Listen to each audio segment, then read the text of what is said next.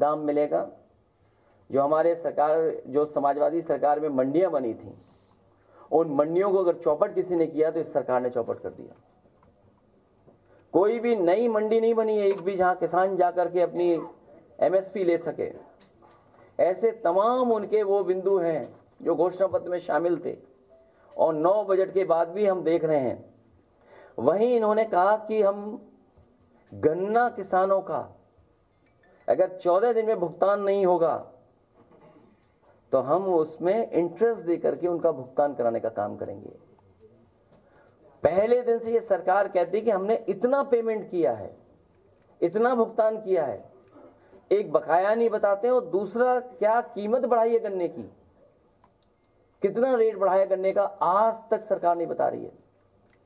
हमारे विधायक तमाम बैठे हमारे साथ, उसी गन्ना क्षेत्र से आते हैं, पंकज मलिक बैठे हैं। अभी सहारनपुर में होकर के आया हूं, वहां भी कई महत्वपूर्ण किसान नेताओं से मैं मिला, पत्रकार साथियों से मैं मिला और उनसे जानकारी ली है। पूरे उत्तर प्रदेश के किसान चाहते थे गन्ने की कीमत बढ़े। सोचिए, डबल इंजन की सरकार ने, दोनों बजटों ने ऐसा डबल ब्लंडर किया है कि किसानों की गन्ने की कीमत नहीं बढ़ा पाए, गन्ने की कीमत रेट नहीं बढ़ा पाए हैं। और 14 दिन तो भूल जाइए आप। फिर ये सरकार कहती है कि हम 4000 एफपीओ बनाएंगे, एफपीओ, और उनको 18 लाख रुपए से मदद करने का काम करेंगे। कितने रुपए?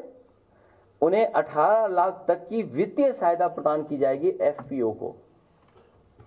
सरकार बताए कितने एफपीओ की मदद की है। प्रदेश में 6 मेगा फूड पार्क विकसित किए जाएंगे। ये डबल ब्लेंडर सरकार ने अगर एक भी मेगा फूड पार्क विकसित किया हो तो सरकार बताए। Mega food park.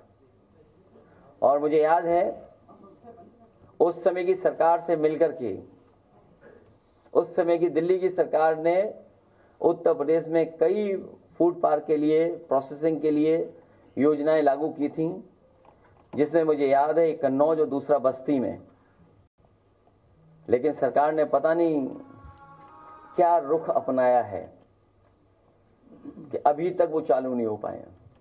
Centre of excellence बनाया इजराइल गवर्नमेंट के साथ मिलकर के, और कई एक्सपर्ट साइंटिस्ट उसमें थे शामिल, जहां पर किसानों को कैप्सिकम, टमाटर या ग्रीन हाउस में तैयार कर करके किसानों को उपलब्ध कराते थे, जिससे किसान।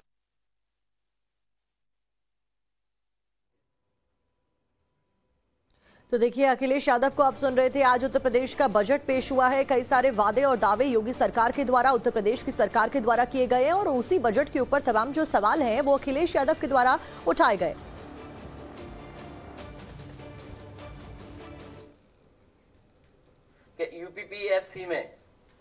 यूपीपीएससी में हम महिलाओं की संख्या दुगनी कर देंगे सरकारी नौकरियों में।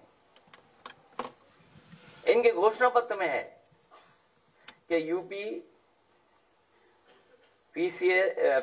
में हम लोग दुगनी कर देंगे। आज बताएं कितनी दुगनी हो गई है।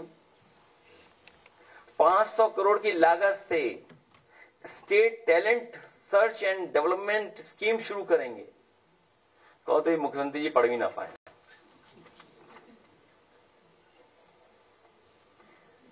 स्मार्ट सिटी बनाते बनाते ये स्मार्ट क्लास भी बनाने लगे हैं।